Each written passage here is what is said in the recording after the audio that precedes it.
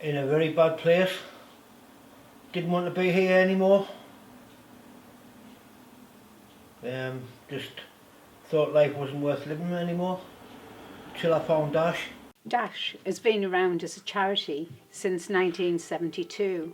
It started as the Durham Cyrenians and then became Durham Action on Single Housing. 3 years ago, we moved into our premises here at Hudson House. I'm a firm believer in everybody having a place of stability, because you can't do anything else without that. Not everybody has the same opportunities in life.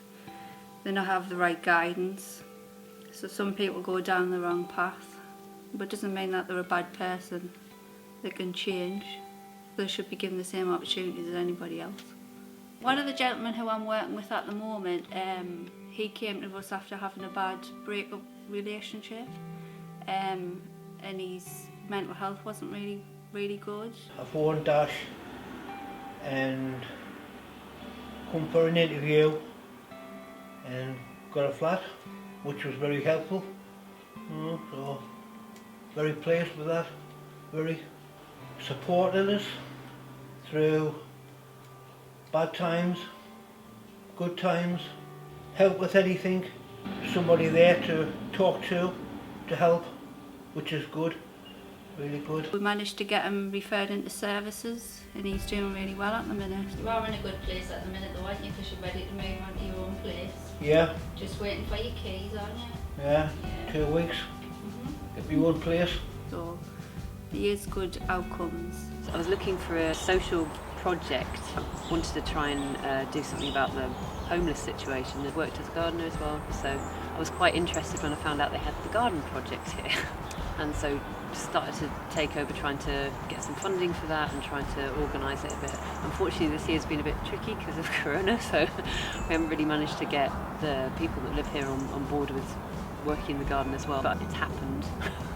My name's Mark Talentire and I've been involved as a volunteer with Dash for a few years now, both on a group basis with a group of friends who are part of Emmanuel Church Durham, and also as an individual, drawing on my professional background as a journalist and professional communicator. We've done loads of different things which have been great fun. We've spent a lot of time in the basement here sorting donations. We've done some upcycling of furniture. We've done some redecorating of rooms and properties. And perhaps our most fun activity was putting together Christmas hampers for the residents of the Vulnerable Women's Programme. We've got 12 spaces at a Vulnerable Women's Project, which has been running nearly 7 years now, for women with multiple complex needs who have challenging lifestyles and behaviours. We might have drug users, we might have people who have experienced domestic violence or been in abusive situations in the past. And the work that we do is try to get their lifestyle stabilised and move on to their own tenancy.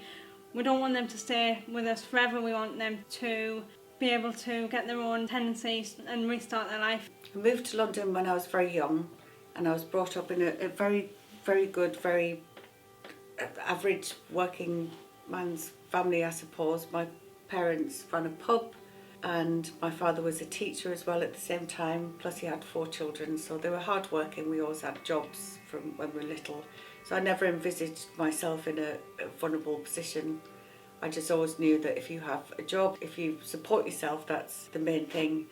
And on my little independent head, I jotted off to London, much to the anguish of my father, and supported myself, and I've done that ever since, until recently when I started realising that I was depending on alcohol more than friends, more than family.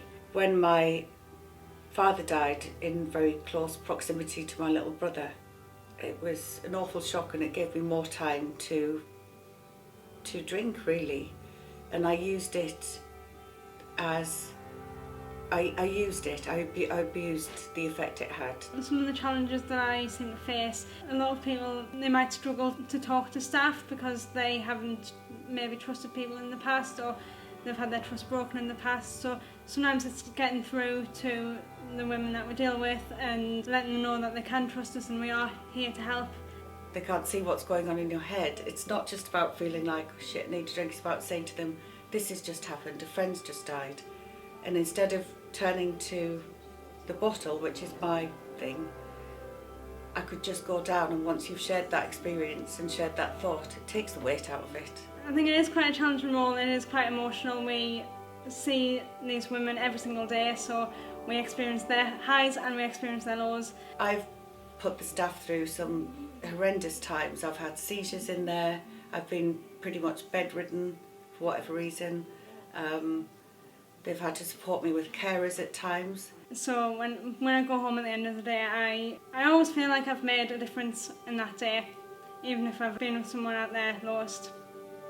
I can't really say how much Dash has meant. This is by far safer for me here than it is on the streets. You don't have to have certain qualifications.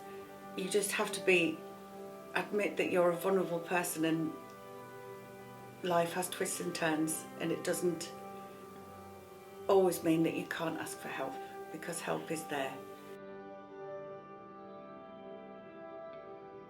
It was early January 2013. I found myself homeless and in need of some help. So contacted Housing Solutions at Durham Council, and they put me in touch with Dash. Was taken to Harry Mears House, which is one of the projects that Dash ran and still run. I had an interview and was accepted and offered a place to live in Langley Moor. Managed to get my own place, got settled, and then felt that I should maybe give something back to Dash for helping me out at that time. So asked if I could volunteer. So in September of 2013, I started to volunteer at Harry Mears House at the office. I would go out with support workers and help them out with their daily runs, do work in the office. So volunteered with Dash for probably about another 10 months, and then a position became available at the Vulnerable Women's Project. So worked at the Vulnerable Women's Project for 3 years. I've been working as the Health and Safety Officer / Property Management Officer. Not only do I deal with health and safety matters for Dash, but I also look after the properties. We get funding in from rents, and that pays for the rents and the repairs, and any surplus goes into providing further housing. We're funded in various ways. Currently, the money for the support comes from Durham County Council. I've sort of retired from gainful employment, as they say. I've been working for the County Council. Latterly, I was a local authority chief officer in a number of authorities. But I was then chairing the Area Action Partnership here in Durham. And we did some work on housing in the city and the challenges facing housing, particularly affordable housing, and specifically housing for certain groups, young people, senior citizens, etc., and retireds. And as a consequence of that, the opportunity came about to attract some money from housing local government nationally to alleviate challenges in those particular sectors. So as chair of the AAP, I progressed that work, got to know Madeline, and her involvement with Dash, and then as a consequence of that I was asked to come along and speak at a Dash AGM about the Area Action Partnership and about its work in housing, and lo and behold I was then asked if I might think about becoming a trustee. There are obviously challenges, but also it's extremely rewarding because you're working with people who are really committed to try and improve housing access within the Durham area. And it's a great privilege to work with people who are genuinely giving of their professional best to do that work.